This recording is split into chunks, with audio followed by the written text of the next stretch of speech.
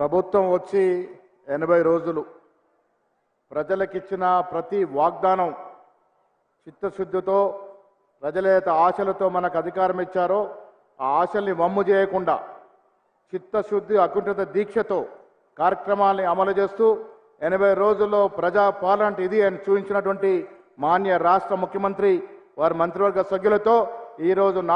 నాలుగవ గ్యారంటీని ప్రారంభించుకొని ఇక్కడ మిమ్మల్ని ప్రసంగించడానికి వచ్చేసినటువంటి మాన్య ముఖ్యమంత్రి శ్రీ రేవంత్ రెడ్డి గారిని మాట్లాడాల్సిందిగా సవినయంగా విజ్ఞప్తి చేస్తా ఉన్నాను.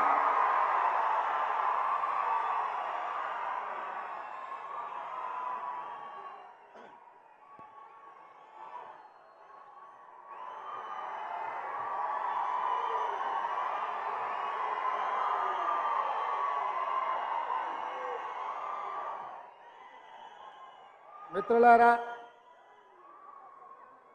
ఎన్నికల కంటే ముందు ఉన్న మీ ఊపు